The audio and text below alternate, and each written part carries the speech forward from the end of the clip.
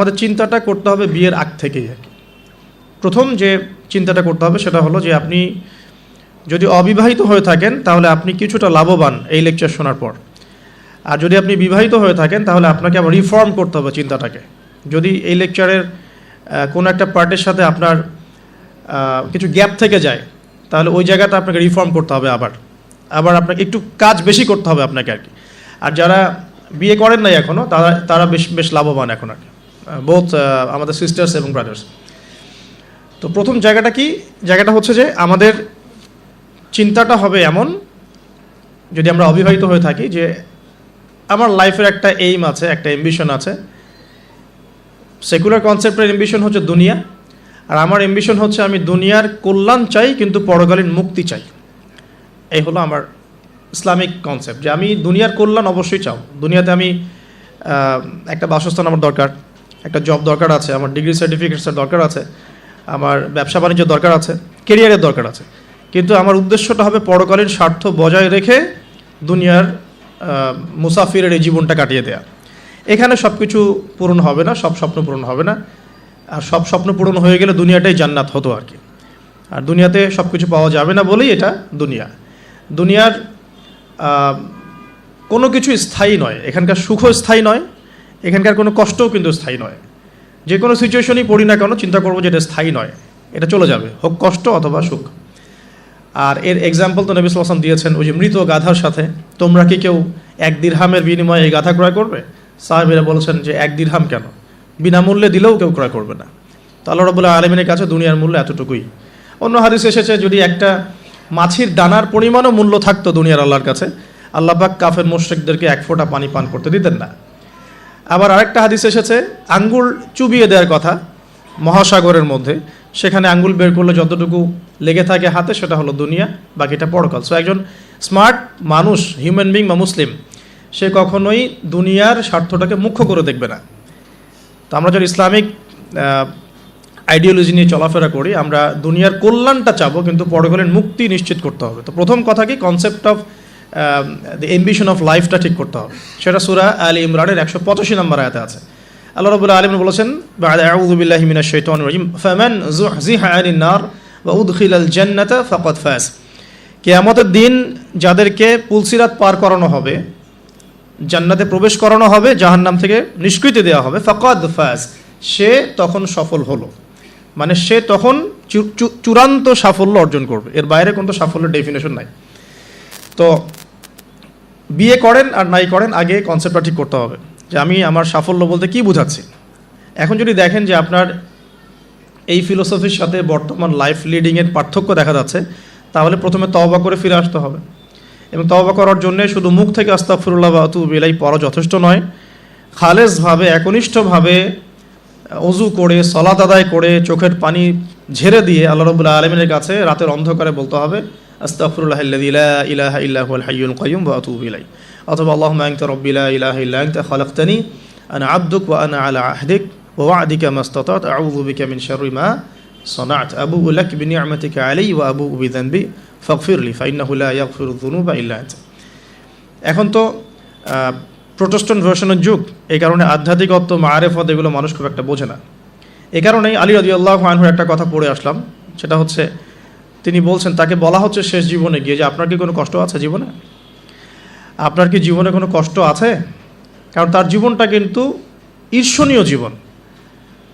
মানে অন্যান্য সাহাবীরা হয়তো ইয়াং এজে গিয়ে ইসলাম কবুল করেছেন, ইসলামের জন্য অনেক খেদমত করেছেন, বাট আলী রাদিয়াল্লাহু আনহুর জীবনটা এমন যে তিনি একদম চাইল্ডহুড থেকে, ফ্রম দ্য ভেরি বিগিনিং, তিনি রাসূল সাল্লাল্লাহু আলাইহি ওয়াসাল্লামের একদম ডান পাশে ছিলেন।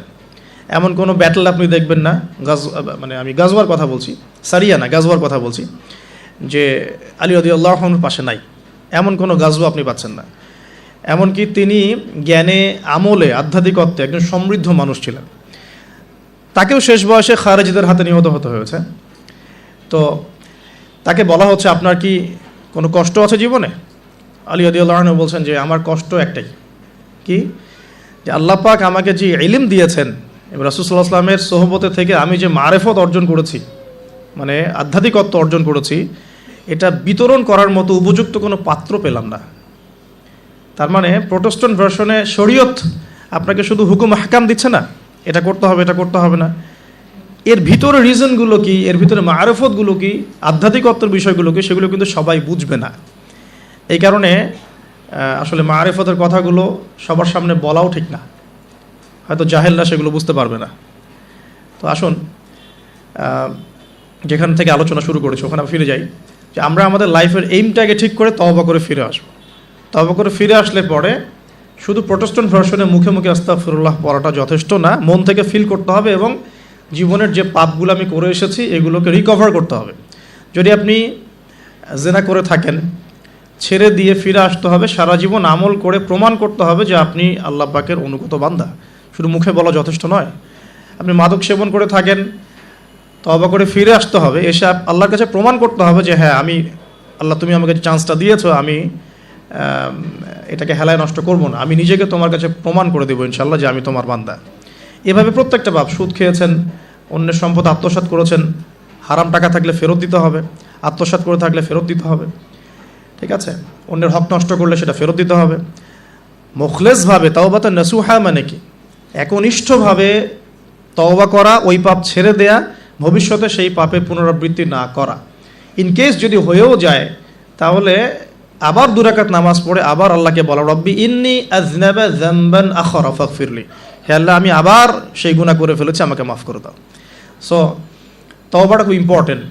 বোথ সিস্টার্স অ্যান্ড ব্রাদার্স সবাইকে বলছি যে আমরা সবাই পাপী, প্রত্যেক দিন মিনিমাম 100 বার করে তওবা করার অভ্যাস গড়ে তুলতে হবে এবং এটাকে ফিল করা। আমি বারবার বলি ইহসানের সাথে, এখনকার ইবাদত বন্দেগীর মধ্যে ইহসান নাই, সবার নাই, খুব অল্প কিছু মানুষের আছে। ইহসান হচ্ছে আনতা আবুদুল্লাহ কাআন্নাকা তারাহ, তুমি এমনভাবে আল্লাহর ইবাদত করবে যেন তুমি আল্লাহকে দেখতে পারছো।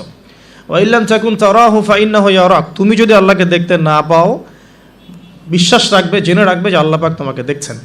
এই মারেফত নিয়ে সবাই ইবাদত করছে না। যদি করতোই তাহলে নামাজ পড়ে বের হয়ে আবার সুদ খেতে পারতো না। যদি মানুষ এটাই করতো তাহলে তাহাজ্জুদ পড়ে আবার সকালবেলা কি গার্লফ্রেন্ড বয়ফ্রেন্ড ডেটিং করতে যেতে পারে নাকি? তো মারেফতের ঘাটতি আছে। আর মারেফত অর্জন হয় কখন? যখন আল্লাহ নূর কলবে আসে। আল্লাহ নূর কখন কলবে আসে? যখন হৃদয়টা পরিচ্ছন্ন হয়। যে হৃদয়ের মধ্যে হিংসা, বিদ্বেষ, অহংকার, পরশ্রী কাতরতা আছে, সেখানে আল্লাহ নূর আসার কোনো প্রশ্নই ওঠে না।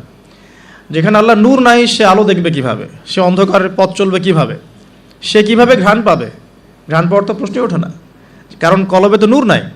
আল্লাহ পাক তো সবাইকে সব কিছু দিবেন না।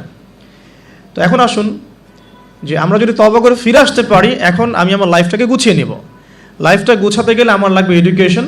এখন আমার এডুকেশন সেক্টর যেটাই হোক, আমাকে ইসলামিক এডুকেশন আবার শিখতে হবে। এর বেসিক যে সিলেবাসটা আছে এটা আমাকে কভার করতে হবে। কিভাবে করবেন এটা আপনার চ্যালেঞ্জ। এটা আপনি মাদ্রাসায় পড়তে পারেন, আপনি ইসলামিক ইউনিভার্সিটিসগুলোতেও পড়তে পারেন, বা আপনার যে সেকুলার ইনস্টিটিউশনে পড়ছেন সেখানে পড়েও প্রাইভেটলি যে কোনোভাবে হোক আপনাকে এটা কভার করতে হবে। এটা আপনার চ্যালেঞ্জ। এটা কিভাবে বাস্তবায়ন করবেন সেটা সিচুয়েশন ডিফার করবে, মানুষের সবার একরকম হবে না। দ্বিতীয়টা হচ্ছে আমল বাড়িয়ে দেওয়া এবং সুন্নত নফলগুলোতে শক্ত পাবন্দ হওয়া আর কি। রাসূল সাল্লাল্লাহু আলাইহি ওয়াসাল্লামের সুন্নতে শক্ত পাবন্দি নিয়ে আসা, হালাল রিজিকের সোর্স ফর্ম করা, পাশাপাশি আপনার সৎ কাজের আদেশ করা, অসৎ কাজে নিষেধ করা, দাওয়াতি কাজে সময় দেয়া, আল্লাহর রাস্তায় সময় দেয়া, দিনকে এগিয়ে নেওয়ার জন্য ছোটো ছোটো প্রকল্প প্রজেক্ট হাতে নিয়ে ইসলামের কল্যাণে কাজ করা। তো এই প্রত্যেকটা কাজ জড়িত হয়ে আছে এখন ফ্যামিলি ডেভেলপমেন্টের সাথে, কারণ পরিবার একটা চ্যালেঞ্জ এবং আপনার পরবর্তী লেগেসি রেখে যেতে হবে, সন্তানও প্রতিপালন করতে হবে। তাহলে পরিবার এবং বিয়েটা একটা বড় ফ্যাক্ট। এখন যারা আমরা বিয়ে করি নাই বা করে ফেলেছি তাদের এখানে একটা চ্যালেঞ্জ আছে, সেটা হলো আপনার পরিবারটাকে জান্নাতি পরিবার রূপে গড়তে হবে। এখন গড়তে হলে কি করতে হবে? ধরেন আমি ধরে নিচ্ছি আপনি বিয়ে করেন নাই। প্রথমত আপনার বিয়ের ক্ষেত্রে কোনো প্রকার ভুল করা যাবে না। বিয়ের ক্ষেত্রে আপনার কোনো রকমের ভুলের কোনো অবকাশ নাই। অবকাশ নাই বলতে বোঝাচ্ছি যে যখন আপনি বিবাহিত নন তখন আপনার কাছে বিয়েটা একটা ফ্যান্টাসি, যে বিয়ে করতে হবে, বিয়ের আলোচনা শুনলে মুখে হাসি চলে আসছে, কিন্তু বাস্তবতা কিন্তু এমন নয়। যদি আপনি এই ডিসিশন নিতে ভুল করেন, আদর্শ পরিবার গড়াটা খুব ডিফিকাল্ট হবে এবং পরবর্তী লেগেসি সন্তান প্রতিপালন ইসলামিক প্যারেন্টিংসে অনেক বেগ পেতে হবে আর কি। তো বিয়ের ক্ষেত্রে রাসূল সাল্লাল্লাহু আলাইহি ওয়াসাল্লাম যেটা বলেছেন যে তোমরা অবশ্যই দিনদারিতাকে প্রাধান্য দিবে। এখানে যদি তার সৌন্দর্য থাকে, সে দেখতে সুন্দর হয়, বংশ ভালো হয় এবং অর্থবিত্ত থাকে, এটা তো আপনার নূরুন আলা নূর, আলোর উপরে আলো। যদি এটা নাও হয় তারপরেও আপনাকে দিনদারিতা প্রাধান্য দিয়েই বিয়ে শাদী করতে হবে। এই জায়গায় কোনো রকম কম্প্রোমাইজ করতে যায় না, বা এই ব্যবসায় ভুল করলে আপনি সারা জীবন লস খাবেন আর কি, ঠিক আছে। আর যারা বিয়ে করে ফেলেছেন কিন্তু দিনদারিতার ঘাটতি আছে, তাদের জন্য সবর ছাড়া কোনো অপশন নাই। সবরের মধ্য দিয়ে ঠান্ডা মাথায় স্ত্রীকে বা স্বামীকে ওয়াজ নসিহত করতে করতে করতে, দোয়া করতে করতে, আল্লাহ যদি কোনো দিন হৃদয় বা কলবকে পরিবর্তন করে দেন, ইনশাল্লাহ আপনিও আপনার পরিবারটাকে আদর্শ পরিবার করতে পারবেন ইনশাআল্লাহ। আর যদি দেখেন যে নূহ আলাইহিস সালামের মতো ঘটনা ঘটেছে, সুদীর্ঘকাল চেষ্টা করার পরে কোনো ফলাফল আসছে না, তাহলে আপনি আপনার কবরের ফিকির করেন, তারা তাদের কবরের ফিকির করুক, ব্যাস ছেড়ে দেন। ওই যে লাইসা মিন আহলিক, সে তোমার পরিবারের কেউ নয়, কাকে বলা হয়েছে? নূহ আলাইহিস সালামের ছেলেকে বলা হয়েছে।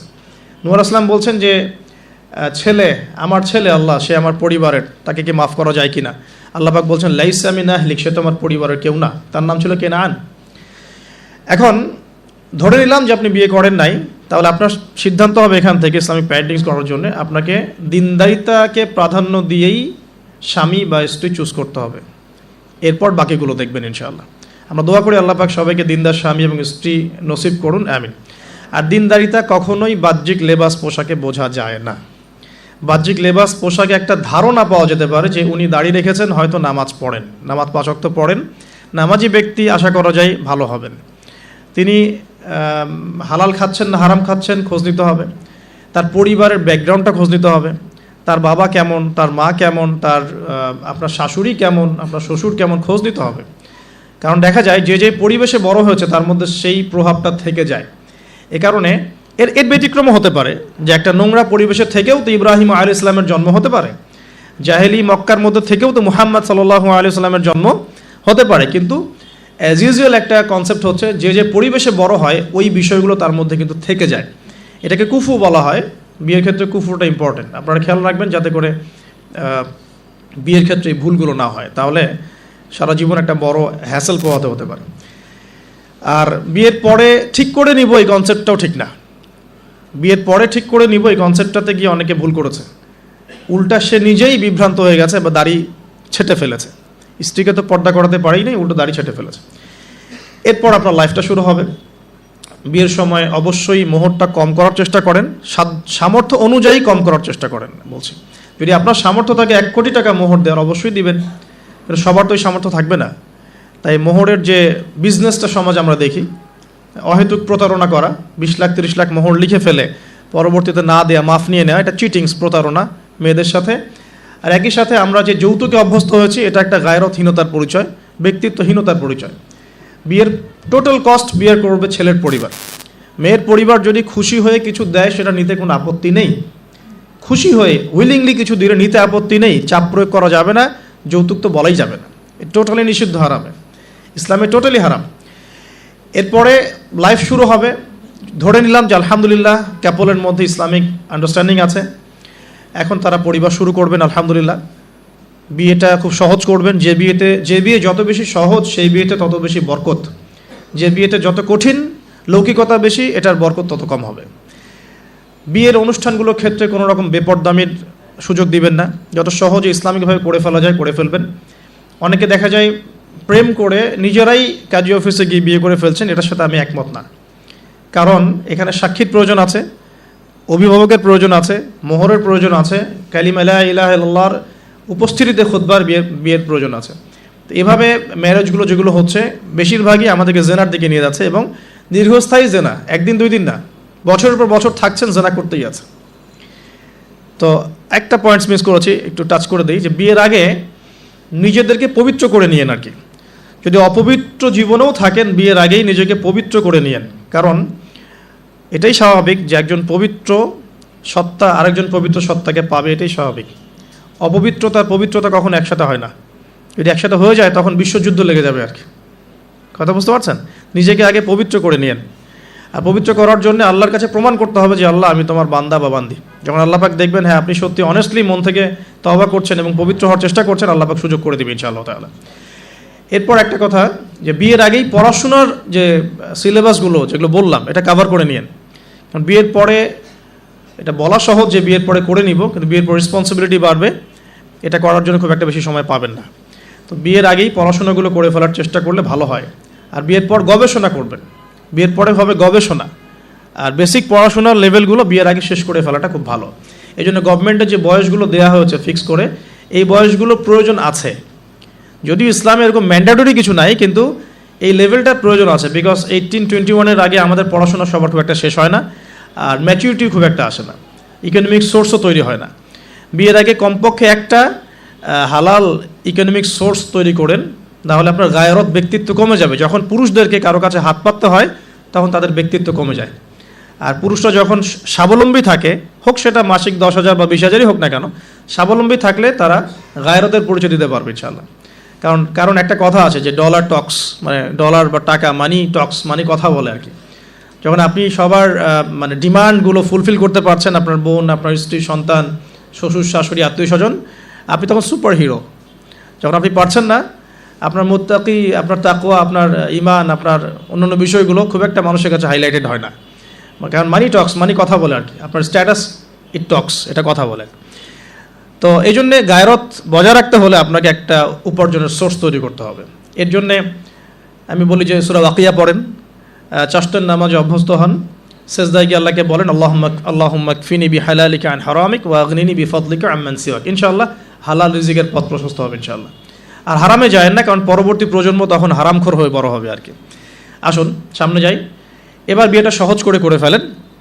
করার পর স্বামী স্ত্রী তাদের মধ্যে যে সম্পর্কটা, এই সম্পর্কটা শুরু হবে 2 রাকাত সলাত থেকে।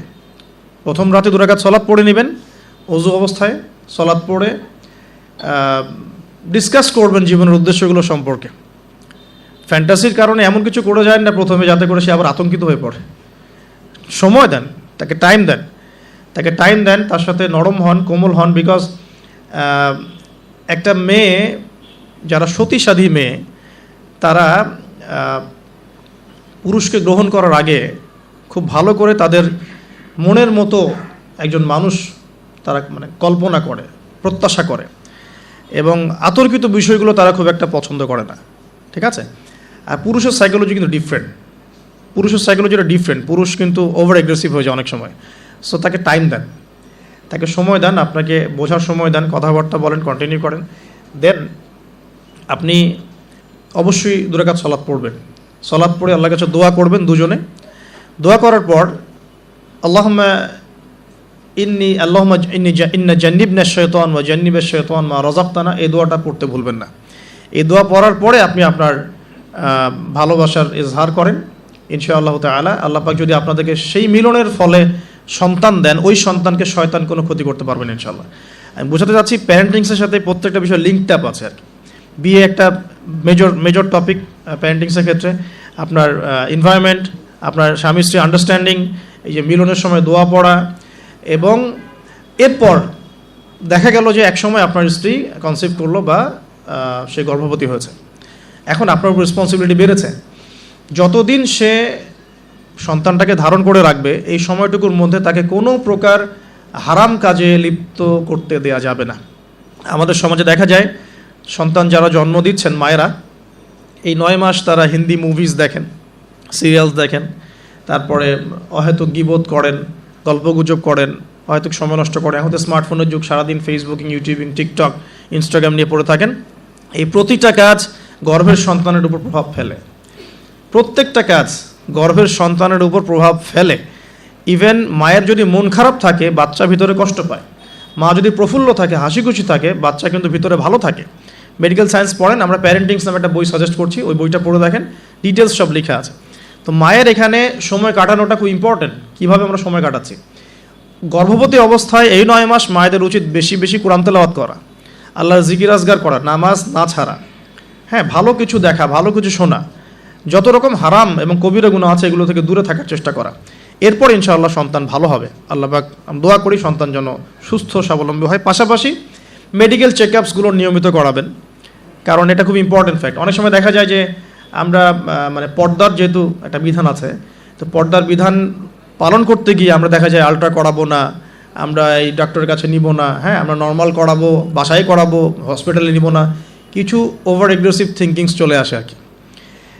পর্দা করব, তাহলে মহিলা ডাক্তার দেখাতে হবে, আলট্রা খুঁজে বের করতে হবে, কে আলট্রা মহিলা ডক্টর আছে আলট্রা করতে পারে খুঁজে বের করতে হবে, ক্লিনিক সেভাবে পরিবেশ তৈরি করতে হবে, এই জন্য আমি বলি, মানে আমার একটা স্বপ্ন আছে যে ঢাকা শহরে একটা ভালো ক্লিনিক আর হসপিটাল করা, যেখানে সব কিছু ইসলামিকভাবে চলবে ইনশাআল্লাহ। মানে এটা দরকার আছে। আপনারা যদি আমরা ফেস করেছি তো আমরা বুঝতে পারি দরকার আছে। একটা হসপিটালে যান, দেখবেন পরিবেশ এনভায়রনমেন্ট ইসলামিক না।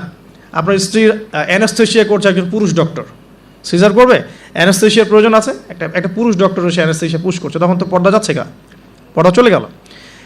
যদিও বা অনেকে ফতোয়া দিতে পারেন যে এই সব জায়গায় বা এই ধরনের ক্ষেত্রে হয়তো এটা জায়েজ হতেও পারে, অনেকে ফতোয়া টানতে পারেন, কিন্তু এখানে কিন্তু এই সুযোগটা দেওয়ার ফলে কি হয়েছে যে অনেক সময় রোগীরা হ্যারাসমেন্টের শিকারও হয়েছেন, সেক্সুয়াল হ্যারাসমেন্টের শিকারও কিন্তু হয়েছে, এটাও কিন্তু বাস্তব। তো এই জন্য ইসলামিক এনভায়রনমেন্টের দরকার আছে। খুঁজে বের করতে হবে যে ইসলামিক ডক্টর কে আছেন, যিনি শরীয়ত বোঝেন, মহিলা ডক্টর কারা আছেন, অ্যানাস্থেশিয়া মহিলা কারা আছে, বা আলট্রা করতে পারে মহিলা কারা আছে, খুঁজে বের করে মেডিকেল চেক আপ নিয়মিত করতে হবে। আর নর্মাল ডেলিভারি ইসলামের বিধান ঠিকই, ইসলাম এভাবেই চলেছে, সিজার এসেছে অনেক পরে, এবং এই ব্যাপারে শেষ জামানার হাদিসও আছে, আমি একটা লেকচারে বলেছিলাম। তবে কিছু কিছু ক্ষেত্রে সিজারের প্রয়োজন হতে পারে, ডক্টররা ভালো বুঝতে পারবেন। তবে এখানে দেখা যায় সাইকোলজিক্যালি অনেক সময় ডক্টররা কী করেন, রোগীদের সাথে একটু সাইকোলজিক্যাল টর্চার শুরু করেন আর কি, ভয় দেখানোর একটা প্রবণতা দেখা যায়। পরে আমরা বলি আচ্ছা ঠিক আছে করে ফেলেন। তো এখানে একটা বিজনেস জড়িত আছে, আপনারা খুব ভালো করেই জানেন এখানে একটা বিজনেস জড়িত আছে।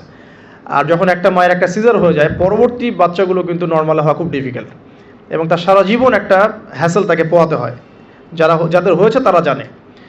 তো আর নর্মাল হলে আপনি যে আমাদের আগে দাদি নানি দেখবেন 11টা বাচ্চা, আমার নানির 11টা বাচ্চা, 12টা বাচ্চা আমার নানির, আর এক নানির আমার 11টা বাচ্চা, সব নর্মাল, কোনো সমস্যা হয়নি। তারা কিন্তু ফ্রেশ খাবার খেতেন, ভালো এনভায়রনমেন্টে থাকতেন, কায়িক পরিশ্রম করতেন, তারা ফিজিক্যালি স্ট্রং ছিলেন। এখনকার মেয়েরা এমন নয়, ফিজিক্যাল স্ট্রাকচার দুর্বল, কায়িক পরিশ্রম কম, ফুড হ্যাবিট ভালো না, ঠিক আছে, ফুড হ্যাবিটটা টোটালি অন ইসলামিক, ঘুমের ঠিক নাই, খাবার ঠিক নাই, হ্যাঁ, এক্সারসাইজ নাই, অনেক কিছুই নাই। দেখবেন তারা ফিজিক্যালি উইক, মেন্টালি উইক, তখন দেখা যাচ্ছে সিজারের প্রয়োজন হয়, নর্মাল ডেলিভারি করতে পারে না। তো এই জায়গায় ডিফার করবে আমাদের ক্ষেত্রে। আমরা চেষ্টা করব যে আমাদের মানে পরিবারকে ভালো খাবার খাওয়াতে, ভালো রুটিনে চলতে, এবং ভালো মেডিকেল চেক আপ করাতে, যাতে করে নর্মালি হয়। দেখবেন বাইরের বিশ্বের কান্ট্রিগুলোর মধ্যে কিন্তু খুবই কম সিজার হয়, খুব কম। কানাডায় দেখেন, আমেরিকায় দেখেন, ব্রিটেনে দেখেন, জার্মানিতে দেখেন, ফ্রান্সে দেখেন, খুবই কম সিজার হয়। যদি জটিলতা খুব বেশি দেখা যায় তখন তারা সিজার করতে চায়, এর আগে কিন্তু করতে চায় না। তাদের প্রযুক্তি অনেক ভালো, অনেক প্রযুক্তি আছে। সো আমরা কেন এই জায়গায় মানে এভাবে একটা জুলুমের শিকার হচ্ছে, এটা আমাদের ভাবা উচিত। এবং আমার মনে হয় যে ইসলামিক এনভায়রনমেন্টের এই যে আপনার মেডিকেল সেক্টরগুলো গড়ে তোলা উচিত। এখানে যাদের সামর্থ্য আছে তাদের এইসব প্রজেক্টে হাত দেওয়া যেতে পারে। আল্লাহ পাক আমাদেরকে তৌফিক দান করে। তো এরপরে যখন সন্তান হয়ে যাবে, প্রথম কাজই দেখবেন, সন্তান হওয়ার পরেই তাকে নিয়ে হইহুল্লাহ শুরু হয়, হ্যাঁ, টানা হেঁচড়া, এটা ওইটা, কী বলবো, অপারেশন থিয়েটারে অহেতুক কথাবার্তাগুলো হয়, এই কথাগুলো সন্তানের কানে প্রবেশ করে। অথচ সুন্নাহ হচ্ছে সন্তান হয়ে গেলে তাকে নিয়ে আল্লাহর কাছে দোয়া করার পর তার কানে আল্লাহু আকবার, আশহাদু আল্লা ইলাহা ইল্লাল্লাহ, আমরা যে আজান দিই আশহাদু আন্না মুহাম্মাদুর রাসূলুল্লাহ, এটা কানের মধ্যে শোনানো, এটা একটা সুন্নাহ, গুরুত্বপূর্ণ সুন্নাহ। তারপর তাকে তাহনিক করা উচিত। তাহনিক তো আমরা উঠেই গেছে সমাজ থেকে, তাহনিক আবার কী জিনিস? ডক্টররা তাহনিক শুনলে আটকে উঠবে আর কি। তাহনিক হচ্ছে যে কোনো আলেম, কোনো বুজুর্গ, যিনি পরহেজগার, আল্লাহওয়ালা, মারেফতওয়ালা মানুষ, তিনি খেজুর বা কোনো মিষ্টি জাতীয় মধু, খেজুর, এই টাইপের কিছু একটু চিবিয়ে বাচ্চার জিহ্বার মধ্যে একটু খালি লাগিয়ে দিবে, এর একটা তাহনিক সুন্নাহ। তো এখন মুখে তো জর্দা আর পান আর সিগারেট, তো এই মুখ দিয়ে তো তাহনিক হবে না, হবে? তো আল্লাহওয়ালা সত্যিকারের মানুষ খুঁজে বের করতে হবে আর কি। যাই হোক, যদি আপনি না পারেন, খুঁজে না পান, আপনি আপনার সন্তানের তাহনিক করেন, যথেষ্ট। আপনি দোয়া করেন, 2 রাকাত নামাজ পড়ে আল্লাহ শুকরিয়া আদায় করেন। আমি নিজের জীবনের ঘটনা থেকে বলছি আর কি। আমার ইন টোটাল 4 সন্তান। 1 সন্তান আল্লাহ নিয়েছেন, 1 সন্তান আল্লাহর কাছে আছেন, জন্মের পরেই আল্লাহ পাক তাকে নিয়েছেন, আলহামদুলিল্লাহ। ইনশাআল্লাহ তার সাথে আমাদের জান্নাতে দেখা হবে ইনশাআল্লাহ। আর এখন আমার 1 মেয়ে এবং 2 ছেলে। তো প্রত্যেক ছেলে এবং মেয়ের সময় ওয়াইফকে ঢোকানো হয়েছে, আমি জায়নামাজেই, যতক্ষণ পর্যন্ত বাচ্চা আমার হাতে আসে না আমি জায়নামাজেই ছিলাম। এবং আমি দেখেছি যে আল্লাহ যে আছেন, আল্লাহ যে মানুষের এত কাছে, আল্লাহ যে দোয়া কবুল করেন, শোনেন, মানে আমি হৃদয় থেকে উপলব্ধি করেছি। এই কথাগুলো তো বোঝানো যাবে না, এগুলো তো আমি কোনো দলিল বা প্রমাণ দিয়ে আপনাকে বোঝাতে পারবো না। এটা আপনি ফেস করলে না, ফিল করলে বুঝতে পারবেন। তো সেজদায় দোয়া করতে করতে চোখের পানি ফেলার সাথে সাথে দেখা যায় যে নার্স এসে বলেছে আমাকে যে আর কাঁদতে হবে না, এই যে মেয়ের কান্না শোনেন। এমন হয়েছে আমার সাথে। কারণ মানে স্ত্রীর যে প্রসব বেদনা, এটা দেখে কিন্তু স্বামী আসলে ঠিক থাকতে পারে না, তাদের প্রচণ্ড কষ্ট হয়। এবং এই কষ্টটা এই কারণেই হয়তো নবী সাল্লাল্লাহু আলাইহি ওয়াসাল্লাম বলেছেন, তোমার সবচেয়ে সেরা অধিকার পাওয়ার, মানে ভালো ব্যবহার পাওয়ার অধিকার রাখে তোমার মা, এরপর তোমার মা, তারপরেও তোমার মা, এরপর তোমার বাবা। তো মায়ের এই যন্ত্রণা শুধু মায়েরাই বুঝতে পারবেন। তো আপনি যদি জান্নাত পেতে চান, মায়ের সেবা করেন, মায়ের খেদমত করেন, মাকে সন্তুষ্ট রাখেন, ইনশাল্লাহ জান্নাত পেয়ে যাবেন ইনশাআল্লাহ। আর এই যুগে কিন্তু মা বাবার সাথে দাস দাসীর মতো আচরণ করা হয় আর কি। তো খেয়াল রাখবেন এই বিষয়গুলো, মায়ের হকটা কখনো নষ্ট করেন না। আর মেয়েদের প্রতি একটাই আমার, মানে তাদের প্রতি আমার কনসেপ্ট অফ ভিউ হচ্ছে এরকম যে কঠিন হয়ে তাদের সাথে কোনো লাভ নাই। আসলে আদতে আলটিমেটলি কঠিন হয়ে কোনো লাভ নাই। দুই একদিন হয়তো ঝগড়াঝাটি হতে পারে, মনোমালিন্য হতে পারে, কিন্তু কঠিন হয়ে তাদেরকে লাইনে আনা খুব একটা যায় না। নরম হয়ে বুঝিয়ে সুঝিয়েই, ভালো ব্যবহার, ভালোবাসা, মহব্বত দিয়েই সম্ভব ওদের মন জয় করা, আদারওয়াইজ সম্ভব না। আসুন, এরপরে আজান হবে, তাহনিক হবে। 7ম দিনে গিয়ে আপনি আকিকা করবেন। যদি করতে না পারেন 14 দিনে, যদি তাও করতে না পারেন 21। এভাবে সুযোগ আছে আকিকা করার। তবে 7ম দিনে আকিকা করা সুন্নাহ। আকিকাটা কি? এটা হচ্ছে আপনার সন্তানের জানের বদলে একটা জানের উৎসর্গ। ছেলে হলে 2টো খাসি, মেয়ে হলে 1টা। কারণ কি, মেয়েদের রোগ প্রতিরোধ ক্ষমতা কিন্তু এমনিই বেশি, ছেলে বাচ্চার রোগ প্রতিরোধ ক্ষমতা কিন্তু কিছুটা কম। এখানে 2টো খাসি উৎসর্গ করা হচ্ছে আল্লাহর কাছে। এখানে মেয়েদেরকে ছোট করা হচ্ছে না। তসলিমা নাসরিন টাইপের মেয়ে থাকলে বলতে পারো যে হ্যাঁ, এটা ছোট করা হচ্ছে। তো আশা করবো যে আমাদের এখানে এমন কোনো মেয়ে নাই। এখন আকিকার পর কি মাথা মুন্ডন করা। মাথা মুন্ডন মানে একটা চুল থাকে, চুলটা কষ্ট দেয়। ডক্টরাই বলেন যে এই চুলটা কিন্তু বাচ্চাদেরকে কষ্ট দেয়। এই চুলটাকে কামিয়ে ফেলা। যদি মাথায় কোনো প্রবলেম থাকে, ডক্টর বলে না এখন করার দরকার নাই, সেটা আলাদা ইস্যুস, কিন্তু নর্মালি কামিয়ে ফেলা উচিত। এবং চুলের ওজন করতে হয়, এই চুলের ওজনের সমপরিমাণ রূপা আল্লাহর পথে সদাকা করতে হয়, এটা সুন্নাহ। তো এটা করবেন। তারপরে আকিকা করলেন। আকিকা আপনি যেভাবে গোশত বন্টন করেন সেভাবে করবেন। বাচ্চা এখন জন্ম হয়েছে, আপনাদের নতুন অধ্যায় শুরু, এই প্যারেন্টিংস আপনার এখন শুরু হচ্ছে আর কি। এখন আপনার জন্য প্যারেন্টিংস বইটা আমি সাজেস্ট করছি এবং আমি চিস্ট কিছু বলে দিচ্ছি আর কি। দেখুন, আদম আলাইহিস সালামের দুই ছেলের সম্পর্কে প্যারেন্টিংসের মধ্যে কথা এসেছে। আদম আলাইহিস সালামের 2 ছেলের সম্পর্কে কিন্তু কথা এসেছে। 1 নাম্বার হাবিল কাবিলের ঘটনা মনে আছে? 2 সন্তান পরস্পরে হিংসা বশত কিন্তু এক ভাই এক ভাইকে হত্যা করে ফেললো। যদি আপনাদের একাধিক সন্তান থাকে, কারো প্রতি পক্ষপাতিত্ব করতে যায় না, তাহলে কিন্তু হাবিল কাবিলের মতো সম্পর্ক করে উঠবে আর কি। আর এই যুগে তো হাবিল কাবিলের সম্পর্ক এখনও চলছে। এখানে বহু কাবিল ঘুরে বেড়াচ্ছে দাড়ি টুপি নিয়েই, তাই না? এখন হাবিল কাবিল সম্পর্ক তো এখন আছে আর কি। কুরবানি কবুল হচ্ছে, আমারটা হচ্ছে না কেন? খেদমত হচ্ছে, আমি পারছি না কেন? মানুষ ওখানে ছুটছে, আমার কাছে আসে না কেন? ওই ওয়াজে 2 লাখ লোক হচ্ছে, আমার ওয়াজে হচ্ছে না কেন? মানে হাবিল কাবিল সম্পর্ক তো আছেই আর কি এখন। তো কাবিল কি করবে? হাবিলকে এলিমিনেট করার চেষ্টা করবে, হাবিলকে দুনিয়া থেকে সরাতে হবে, তাহলে সে সফল, তার ধারণা এমন। অথচ এই কাজের ফলে কি হয়েছে? তার আমল নামের সমস্ত খুনের গোনা কিন্তু যাচ্ছে একটা একটা করে। আল্লাহ পাক সবসময় সত্যের সাথে থাকেন, অনেস্টির সাথে থাকেন। আল্লাহ পাক সবসময় নূর এবং মারিফতওয়ালা মানুষের সাথেই থাকেন। আল্লাহ পাক কখনোই ইবলিস এবং কাবিলের সাথে থাকেন না। আল্লাহ পাক বোঝার তৌফিক দেখ। সামনে যান। নূহ আলাইহিস সালামের জীবনেও কিন্তু প্যারেন্টিংস আছে। দেখেন, এক সন্তান ইসলাম কবুল করছে না। তো এমন হতে পারে যে দীর্ঘদিন আমার একাধিক সন্তান, আমি আমার সর্বোচ্চ পরিশ্রম করছি সন্তানের পিছনে, তাদের ভরণ পোষণ, খাওয়া দাওয়া, এডুকেশন সব কিছু, তারপরেও জীবনের এক পর্যায়ে গিয়ে একজন বিভ্রান্ত হয়ে গেছে। এটা হতে পারে, এটারও সুযোগ আছে। এতে আপনি দোষী হবেন না ইনশাআল্লাহ, কারণ আপনি আপনার চেষ্টাটা অব্যাহত রেখেছিলেন। তো একটা কথা বলতে ভুলে গেলাম, যে ওই যখন হাবিল কাবিলের কথা এসেছে তখন একটা কথা বলতে ভুলে গেছি, যে ওই ইউসুফ আলাইহিস সালামের কথা মনে আছে নিশ্চয়ই। তো এই যে 11 সন্তান, 11 ভাই যে ইউসুফ আলাইহিস সালামের এগেনস্টে যে ষড়যন্ত্র করছে, কারণ কি? কারণ বাবা ইউসুফকে খুব বেশি ভালোবাসে, বাবা ইউসুফকে অনেক আদর করে, তার খুব খুব চমৎকার সুন্দর দেখতে। এমন হয় না যে একটা বাচ্চা খুব সুন্দর, বা আপনার বড় মেয়ে আপনি বেশি আদর করেন, একটু বেশি আদর করেন, হ্যাঁ।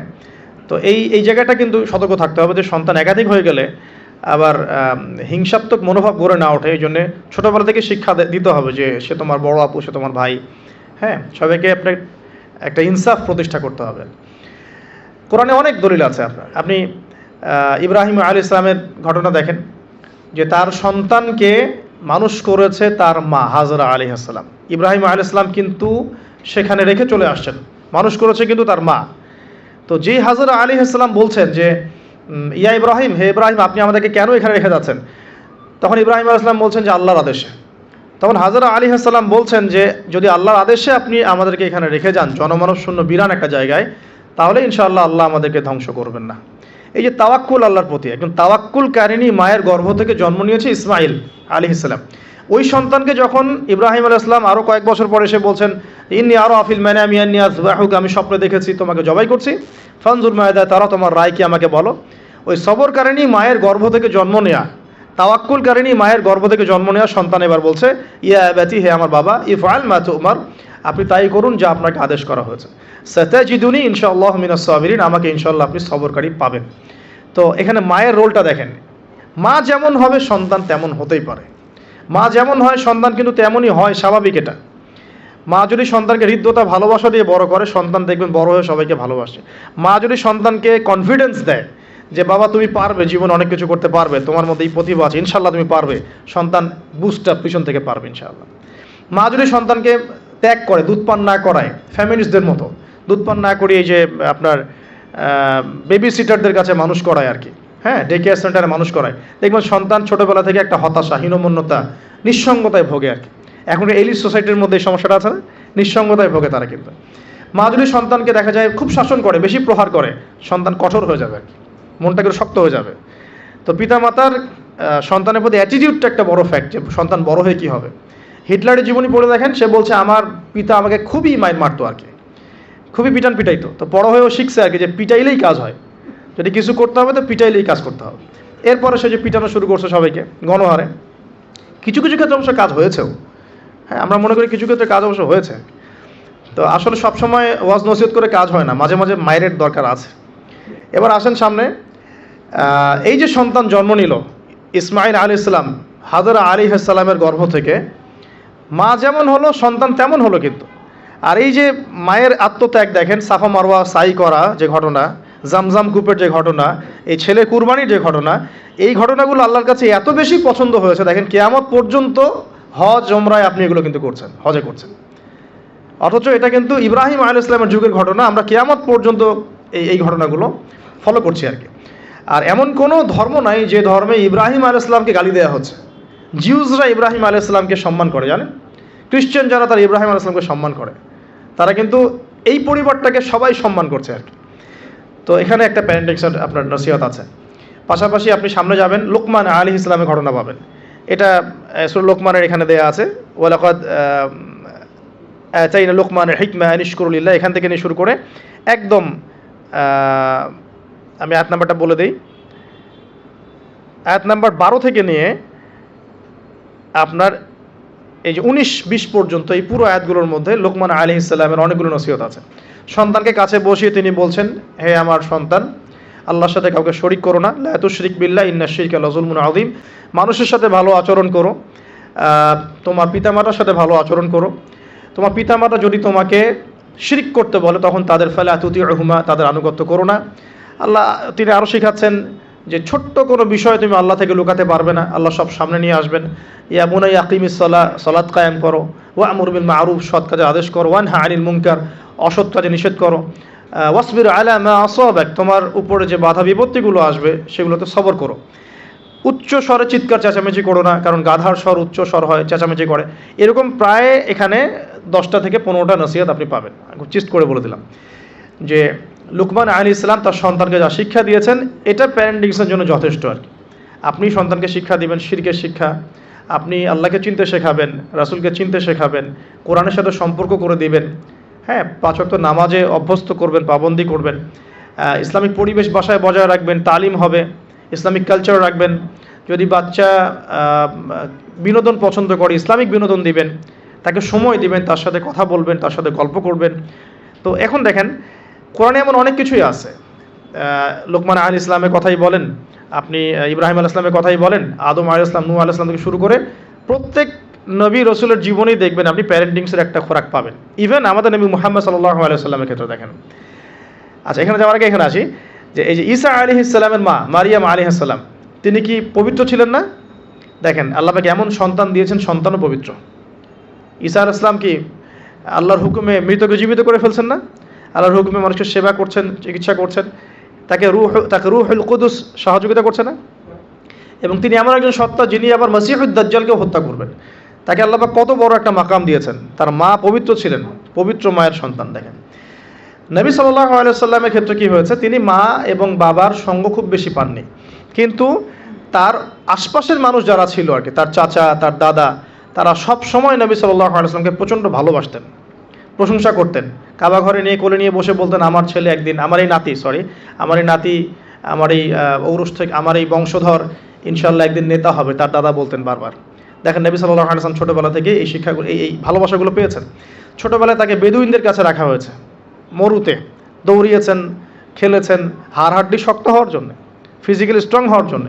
ভাষা শিখিয়েছেন নবী সাল্লাল্লাহু আলাইহি সাল্লামকে ছোটোবেলায়, ওই দুধমা হালিমার ওখানে তিনি ভাষা শিখছেন, আরবি ভাষা, বিশুদ্ধ ভাষা।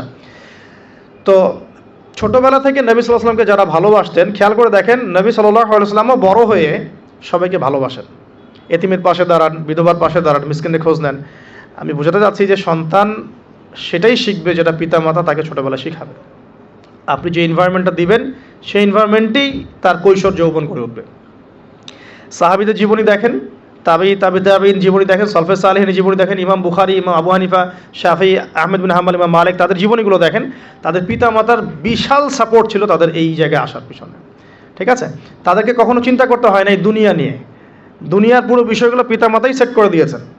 তোমরা খালি দিনের জ্ঞান অর্জন করো, দিনের খেদমত করো, ফকিহ হও, মুহাদ্দিস হও, দিনকে এগিয়ে নাও। ওদেরকে টেনশন ফ্রি করে দেন, বাকি পরিশ্রম আমরা করবো ইনশাআল্লাহ, সমস্যা নেই। পরবর্তী প্রজন্মকে ইসলামের জন্য তৈরি করতে হলে আমাদেরকে পরিশ্রম করতে হবে, এবং তাদেরকে একটা সিকিউর সাউন্ড মাইন্ড দিতে হবে যে তোমার কাজ এগুলোই। এটা কিভাবে? এখন আসুন শুরুতে ছোটোবেলায় যে বাচ্চা হয়ে গেছে, এখন আমি শেষ করে দিচ্ছি আর 15 মিনিটের মধ্যে। ছোটোবেলায় যে বাচ্চাগুলো হচ্ছে আমাদের সন্তান, ছেলে মেয়ে, তো মনে রাখবেন যে একটা বাচ্চা কিন্তু 24 মাস যখন তার বয়স হয়, 24 মাসে সে কিন্তু মোটামুটিভাবে 50টা শব্দ মনে রাখতে পারে। যখন তার বয়স 3 বছর হবে তখন কিন্তু মোটামুটি 200 শব্দ সে মনে রাখতে পারে। এভাবে যখন গ্র্যাজুয়ালি বাড়ে আর কি। আপনার বাচ্চার বয়স যখন 5 বছর হয়েছে, সে একই সাথে 2-3টা ভাষার শব্দ মনে রাখতে পারবে। ঠিক আছে, 5 বছর বয়সে বা 6 বছর বয়সে একটা বাচ্চা কিন্তু প্রায় 1500 থেকে 2000, কোনো ক্ষেত্রে 2500 শব্দ পর্যন্ত তার মাথায় মেমোরাইজ করতে পারে ছোটোবেলায়। এখন আমরা ওই সময়টাতে কী করছি? আমরা ওই সময় বাচ্চা কাচ্চাগুলোকে শেখাই হাট্টিমা টিম শেখাই, ওই যে মাঠে পারে ডিম শেখায়, Jack and Jill, went up the hill, এগুলো শেখাই, হামটি ডামটি স্যাটানো ওয়াল, এগুলো শেখাই। এগুলো শিখে ওদের মাথার যে কী বলবো, যে উর্বর যে একটা মস্তিষ্ক আমরা নষ্ট করে ফেলি আর কি। ইভেন মারা বাচ্চাদেরকে ঘুম পাড়ায়, হিন্দি সং বলে ঘুম পাড়াচ্ছে, হ্যাঁ, হয়তো যে খোকা ঘুমালো, পাড়া জুড়ালো, বর্গি এলো দেশে, এগুলো বলে ঘুম পাড়াচ্ছে। এখানে সূরা পড়ে আপনি ঘুম পাড়াতে পারতেন। আপনি এখানে কিন্তু কি বলবো, কোরআন তেলাওয়াত করতে করতে ঘুম পাড়াতে পারতেন, বা ইসলামিক যদি কিছু বলতেই হতো ইসলামিক কোনো নাশিদ বলে ঘুম পাড়াতে পারতেন। সব জায়গায় লক্ষ্য করতে হবে বাচ্চার কানে আমি কি দিচ্ছি। বাচ্চা হয়তো বলতে পারছে না কথা, তখন কিন্তু বাচ্চা শুনতে পারে, বাচ্চা বুঝতে পারে। বাচ্চা আপনাকে দেখে, পরিচিত ফেস দেখে বাচ্চা হাসে কেন? কারণ সে বুঝতে পারে, সে চিনতে পারে যে হ্যাঁ তিনি আমার কাছের কেউ। মাকে কেমন করে বাচ্চা চেনে? কিভাবে মায়ের গায়ের গন্ধে বাচ্চার কান্না থেমে যায়? এগুলো কি আল্লাহ পাকের আধ্যাত্মিকত্ব, মারেফত নয়, পরিচয় নয়? তো এগুলো খেয়াল রাখতে হবে। মায়েরা যখন বাচ্চাকে প্রতিপালন করবেন, ব্রেস্ট ফিডিংয়ের আগে বিসমিল্লাহ বলতে হবে। সে তো বিসমিল্লাহ বলতে পারছে না, আপনাকে বিসমিল্লাহ বলতে হবে। হ্যাঁ, তাকে ঘুম পাড়াবেন ইসলামিক শীতের মধ্য দিয়ে, অথবা সূরা তেলাওয়াতের মধ্য দিয়ে, কেরাতের মধ্য দিয়ে, সূরা ইখলাস পড়ে ঘুম পাড়াবেন। তাকে ঝাড়ফুঁক করবেন, তার গায়ের মধ্যে এত কিছু বেঁধে না দিয়ে তাকে সকাল সন্ধ্যা ঝাড়ফুঁক করবেন। এবং কয়েকটা দোয়া আপনি কন্টিনিউয়াসলি করবেন। আমি বলে দিই দোয়াগুলো। একটা সূরা আলী ইমরানের মধ্যে আছে, সূরা প্রথম দিকে আছে। সূরা আলী ইমরানের শুরুতে একটা দোয়া আছে যে রব্বি ইন্নী নাযারতু লাকা মা ফি বাতনি মুহাররারান ফাতাকাব্বাল মিন্নী ইন্নাকা আনতাস সামিউল আলিম। এটা একটা দোয়া। আর একটা, এটাও সূরা আলী ইমরানে আছে প্রথম দিকেই, যে রব্বি হাবলি মিন লাদুনকা যুররিয়াতান তাইয়্যিবা ইন্নাকা সামিউদ দুআ। এটাও একটা দোয়া আছে সূরা আলী ইমরানের প্রথম দিকে। সূরা ফুরকানের 74 নম্বর আয়াতে একটা দোয়া আছে, রব্বানা হাব লানা মিন আজওয়াজিনা ওয়া যুররিয়াতিনা কুররাতা আ'ইউন ওয়াজআলনা লিল মুত্তাকিনা ইমামা। এগুলো আপনি করবেন। আর বাচ্চাকে কি করবেন? ইমাম হাসান এবং হুসাইন রাদিয়াল্লাহু আনহুমাকে রাসূল সাল্লাল্লাহু আলাইহি ওয়াসাল্লাম যা করতেন, ইমাম হাসান হুসাইন রাদিয়াল্লাহু আনহুমাকে নিয়ে আসলে রাসূল সাল্লাল্লাহু আলাইহি ওয়াসাল্লাম বলতেন যে উঈযুকুমা। দুজন ছিলেন, এজন্য বলতেন উঈযুকুমা। যদি একজন হয় এবং সে যদি ছেলে বাচ্চা হয় তাহলে আপনি বলবেন উঈযুকা। আর যদি একজন মেয়ে বাচ্চা হয় তাহলে বলবেন উঈযুকি। আমি কি বোঝাতে পারছি? একজন মেয়ে বাচ্চা হলে উঈযুকি, একজন ছেলে হলে উঈযুকা, আর দুজন হলে বলবেন উঈযুকুমা। তো উঈযুকা দিয়ে শুরু করলাম। তো উঈযুকা বিকালিমাতিল্লাহি তাম্মা মিন কুল্লি শাইতানিন ওয়া হাম্মা ওয়া মিন কুল্লি আইনিন লাম্মা। এই দোয়াগুলো পড়ে বাচ্চাকে ঝাড়ফুঁক করতে হয়। বদনজর লাগতে পারে, চোখের নজর লাগতে পারে।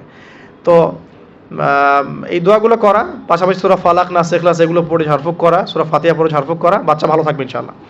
বাচ্চাকে যে ঘরে রাখবেন সেখানে কোনো প্রকার ছবি মূর্তি রাখবেন না, বাচ্চা রাত্রেবেলা ভয় পেয়ে কাঁদতে পারে, এগুলো করতে যাবেন না। ফিডিংটা ভালো দিবেন, ব্রেস্ট ফিডিং চেষ্টা করবেন। যদি কোনো কারণে মায়েদের কোনো প্রবলেম থাকে সেটা ডিফারেন্ট ইস্যুস, তবে ব্রেস্ট ফিডিংটাই চেষ্টা করবেন। এতে মায়ের সাথে বাচ্চার একটা অন্তরঙ্গ সম্পর্ক তৈরি হবে, এটা বাচ্চার হক। এবার বাচ্চা যখন বড় হচ্ছে ওকে আজে বাজে কিছু শেখাবেন না, আস্তে আস্তে কথা বলা শিখবে, পরিবেশ পরিস্থিতি বোঝা শিখবে। তাকে সময় দিবেন, এক নাম্বার তাকে সময় দিবেন, তার সাথে গল্পগুজব করবেন, তাকে নিয়ে ঘুরবেন, তার সাথে খেলবেন, হ্যাঁ, তাকে আনন্দ দিবেন। আপনি আপনার টাইমের একটা অংশ তার জন্য ফিক্স রাখবেন, যে বাচ্চার জন্য ফিক্স রাখবেন। আর সব দায়িত্ব শুধু মায়ের উপর ছেড়ে দিবেন না, পুরুষের উপর অনেক দায়িত্ব আছে। এবার গ্র্যাজুয়ালি সে বড় হবে, পিতার সময় পিতার হকটা যেন পিতার থেকে পায়, মায়ের হকটা মায়ের থেকে পায়। এবার শিক্ষার কথা আসবে। ওকে এমন জায়গায় পড়াবেন না যেখানে পড়ালে তার কচি আত্মাটা নষ্ট হয়ে যায়। ফার্স্ট অফ অল পরিবারের পরিবেশ ঠিক করলাম, এখন ওকে যদি বাইরে পাঠাচ্ছি, আমি বাইরে এখন কোথায় পাঠাচ্ছি? আমি তাকে বাইরে যদি এমন জায়গায় পাঠাই যেখানে গেলে তার কচি আত্মাটা নষ্ট হয়ে যাবে, সে সেক্সুয়াল হ্যারাসমেন্টের শিকার হবে, সে ফ্রি মিক্সিং শিখবে, সে হাম্পটি ডাম্পটি এসব শিখবে, অন ইসলামিক কালচার অভ্যস্ত হবে। হ্যাঁ, এমন হয়ে যাবে আমার বাচ্চা লাইলাতুল কদর চিনে না, 31st নাইট চিনে, তারপর তো সমস্যা। তাহলে ওকে আমাকে পড়াশোনার ক্ষেত্রে এমন এনভায়রনমেন্ট দিতে হবে যে এনভায়রনমেন্টটাতে সে দুনিয়ার জ্ঞানগুলো অর্জন করতে পারে, পাশাপাশি পরকালীন জ্ঞান অর্জন করতে পারে। আল্লাহকে চেনে, রাসূলকে চেনে, কোরআনকে চেনে, হাদিস সুন্নাহ এগুলো যেন চেনে এবং জানে। এই জন্য ইনস্টিটিউশন কোথায়, প্রশ্ন হচ্ছে এটা এখন। যদি থাকে আলহামদুলিল্লাহ, খুব ভালো। যদি না থাকে, আমাদের পরবর্তী প্রজন্মকে বাঁচানোর স্বার্থে হলেও আমাদেরকে এরকম প্রতিষ্ঠান গড়ে তুলতে হবে। কারণ যেগুলো আছে সেগুলোকে আপনি চেঞ্জ করতে পারছেন না। যদি মাদ্রাসা দিয়ে দেন, ম্যাক্সিমাম মাদ্রাসা একমুখী শিক্ষা দিয়ে দিচ্ছে, কম্বাইন্ড এডুকেশন এখানে খুব একটা পাওয়া যাচ্ছে না। যেটা পাওয়া যায় সেটা প্রয়োজনের তুলনায় নিতান্তই কম। যারা ওয়ার্ল্ড ডিল করেন তারা বুঝতে পারবেন। আবার সেকুলার জায়গায় দিয়ে দিলে কী হবে, সে তো ইসলাম থেকে টোটালি ডিটাচড হয়ে গেল আর কি। তো প্রতিষ্ঠানের রিফর্ম করতে হবে, অথবা নতুন করে গড়ে তোলার চেষ্টা করতে হবে, বা সিলেবাসে পরিবর্তন আনার চেষ্টা করতে হবে। এরপর যখন সে কৈশোরে যাবে, দেখবেন শৈশবের বীজটা ভালো ছিল, কৈশোরে ইনশাল্লাহ আপনার বাচ্চা টিকটক প্রজন্মের মতো হবে না ইনশাল্লাহ, কিশোর গ্যাংয়ে যোগ দিবে না ইনশাল্লাহ, ওই যে 8, 9, 10 পরে সিগারেট খাবে না ইনশাল্লাহ। 8, 9, 10 মেয়েরা তো অনেকে জেনা করে সতীত্ব নষ্ট করে ফেলছে না, এখন এরকম হবে না ইনশাল্লাহ। একটা পয়েন্ট বলতে ভুলে গেছে, মেয়ে বাচ্চা যদি হয়ে যায়, শুরু থেকেই পর্দা শেখাতে হবে। বড় হয়ে পর্দা করবে এই কনসেপ্টে যায় না, ফ্রম ভেরি বিগিনিং তাকে পর্দা শেখাতে হবে, এবং তার ব্যাপারে খুব বেশি সতর্ক থাকতে হবে। কারণ কাছের মানুষদেরকে দিয়েই মেয়েরা কিন্তু এখন সেক্সুয়াল হ্যারাসমেন্টের শিকার হচ্ছে, চাচার দ্বারা হচ্ছে, কাজিনের দ্বারা হচ্ছে, মামা আদুল্লা ভাই ইত্যাদির দ্বারা হচ্ছে। সো এইগুলো বাসার মধ্যে অ্যালাউ করবেন না। আমি তো বলি যে মেয়ে বাচ্চাকে কার কোলে তুলে দিচ্ছেন সেটা তো সতর্ক থাকতে হবে আপনি, কার কোলে বাচ্চাকে তুলে দিচ্ছেন। কারণ ম্যাক্সিমাম মানুষই তো পর্নোগ্রাফিতে আসক্ত না এখন। ওর কাছে তো বাচ্চা কিছুই না, বাচ্চা মানে ওর কাছে একটা বস্তু, ও তো বাচ্চাকে পেলেও রেপ করে রেখে দিবে একেবারে। এটা হচ্ছে না অ্যাভেলেবল এখন। সো বাচ্চা মেয়েদের ক্ষেত্রে আরও বেশি সতর্ক থাকতে হবে। প্রয়োজনে মহিলাদের স্বতন্ত্র মাদ্রাসা গড়ে তুলে সেখানে আপনার মেয়েকে পড়াশোনা করান, এবং আপনার স্ত্রীকে সেই মাদ্রাসায় দায়িত্ব দেন। আপনার স্ত্রীকে সেখানে কাজে ইনভলভ করেন যেন সে মনিটর করতে পারে। আর সিসি ক্যামেরার কোনো বিকল্প নাই, রাখতেই হবে। এখন এই যুগ চলছে আর কি, সিসি ক্যামেরার কোনো বিকল্প নাই, রাখতে হচ্ছে। ঠিক আছে? তো বাসায় কাদেরকে অ্যাক্সেস দিচ্ছেন, কাকে দিচ্ছেন না, পুরো বিষয়গুলো ঠান্ডা মাথায় ডিল করে আপনাকে আগাতে হবে। মেয়ে বাচ্চার ক্ষেত্রে অতিরিক্ত সতর্কতার কথা আমি বলছি আর কি। আর ছেলে বাচ্চার ক্ষেত্রে সতর্ক থাকবো কেন, বাইরের পরিবেশ তো আর আমার বাড়ির মতো না। বাইরের পরিবেশে গিয়ে যখন দেখবে যে মিথ্যা বলে কিছু আছে, প্রতারণা বলে কিছু আছে, ওকে কেউ ধমক দিচ্ছে, কেউ তাকে সেক্সুয়ালি টাচ করছে, ব্যাড টাচ, গুড টাচ, ও বোঝার ক্ষমতা কিন্তু ওরা আছে কোনটা ব্যাড টাচ কোনটা গুড টাচ। এখন ও তো ভিতর থেকে ডিস্ট্রয়েড হয়ে যাবে। তখন কি হবে, এখানে সলিউশনটা কী হতে পারে, আপনাকে অ্যাজ এ ফ্রেন্ড জগৎটা থেকে বুঝাতে হবে যে বাবা মা, আসলে জগতে ভালো মানুষও আছে, পচা মানুষও কিন্তু আছে। ভালো কাজ যেমন আমরা যেমন নামাজ পড়ি, আমরা যেমন এইগুলো ভালো কাজ করি, পচা কাজও মানুষ করে। মানুষ কিন্তু এই করে। বাচ্চা কিন্তু প্রশ্ন করবে, বাবা এটা কেন, ওটা কেন, আব্বু এটা কেন, ওইটা কেন। সব প্রশ্নের উত্তর আপনাকে দিতে হবে। সব প্রশ্নের উত্তর দেওয়ার মতো আপনার ধৈর্য থাকতে হবে। কারণ আপনার ডিউটিটা কিন্তু বাইরে শেষ না, জব সেক্টর ডিউটি শেষ না। বাসায় ঢুকবেন, ডিউটি শুরু হবে। বাসায় ঢোকার পর ডিউটি শুরু হবে। মেয়ে প্রশ্ন করবে, মেয়েকে নিয়ে ঘুরবেন, কথা বলবেন, তাকে জগৎ চিনাবেন। হ্যাঁ, আমার মেয়ে আমাকে বলছিল যে বাবা আমরা যে এরকম করে কাপড় পরি, ওই মেয়েগুলো যে কাপড় পরে নাই, কি অ্যান্সার দিব আমি? তো বললাম যে আম্মু আসলে তাদের তাদের বাবা মা মনে হয় তাদেরকে এভাবে শিখায় নাই, আমরা যেমন তোমাদেরকে শিখাইছি তাদের বাবা মা শিখায় নাই। ও মসজিদে যেতে খুব পছন্দ করে, তো মসজিদে যখনই যাই নিয়ে যান, আপনারাও নিয়ে যাবেন। আর আমাদের সমাজে তো মসজিদে নিয়ে গেলে ধমক দেয়, হ্যাঁ, ডিস্টার্ব হয়। আর টার্কির মতো জায়গায় দেখবেন, টার্কিতে মসজিদে ঢুকলে চকলেট দেয়, গিফট দেয়। নববীতেও এখন নবী হারামেও ছেলেমেয়েরা দৌড়াদৌড়ি করে খেলে বেড়ায়, মানুষ নামাজ পড়ছে, কোনো সমস্যা নেই। নামাজ আমার এতই দুর্বল যে একটা বাচ্চার দৌড়াদৌড়িতে আমার নামাজ ছুটে যাবে? আশ্চর্য কথা। হাসান হোসেন রাদিয়াল্লাহু আনহু মসজিদে দৌড়াতেন, খেলতেন। রাসূল সাল্লাল্লাহু আলাইহি ওয়াসাল্লাম খুতবা থামিয়ে দিয়ে তাদেরকে কোলে নিয়ে এসে আবার খুতবা দিয়েছেন। সেজদা করতেন তিনি, পিঠের মধ্যে ইমাম হাসান ইমাম হোসেন রাদিয়াল্লাহু আনহুম তারা উঠে বসতেন। তিনি সেজদা লম্বা করতেন যাতে তাদের ডিস্টার্ব না হয় খেলাধুলা। তো আজান হয়ে গেছে, আমি গুটিয়ে নিচ্ছি যে প্রিয় ভাইরা, বাসার এনভায়রনমেন্টটা ঠিক করতে হবে, পাশাপাশি বাইরে যখন আমি পড়াবো আমাকে পড়ার উপযুক্ত এনভায়রনমেন্ট দিতে হবে। জগতের যে মানে অপারগতা, অসারতাগুলো আছে, মিথ্যা, প্রতারণা, হাবিজাবি, বেপরদামি, এগুলো ওদের সাথে ডিসকাস করে অ্যাজ এ ফ্রেন্ড আপনাকে এগুলোর উত্তর দিতে হবে। তারপরে সে কৈশোরে গেলে ইনশাল্লাহ বিভ্রান্ত হবে না।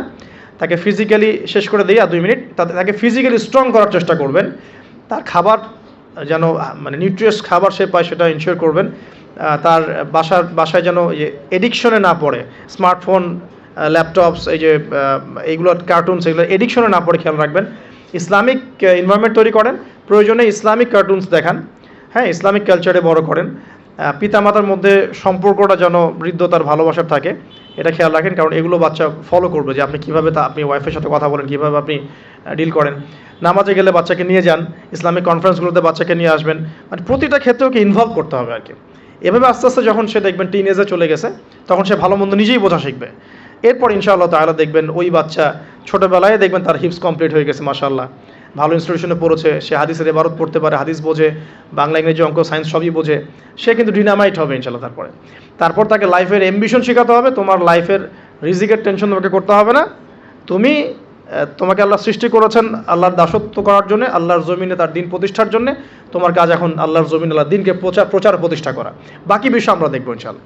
এভাবে পিছন থেকে সাপোর্ট দেন, ইনশাআল্লাহ তাআলা দেখবেন সে এই উম্মার নেতৃত্ব দানকারী যোগ্য নেতা এবং ইমাম হিসেবেই বড় হয়ে উঠবে ইনশাআল্লাহ তাআলা।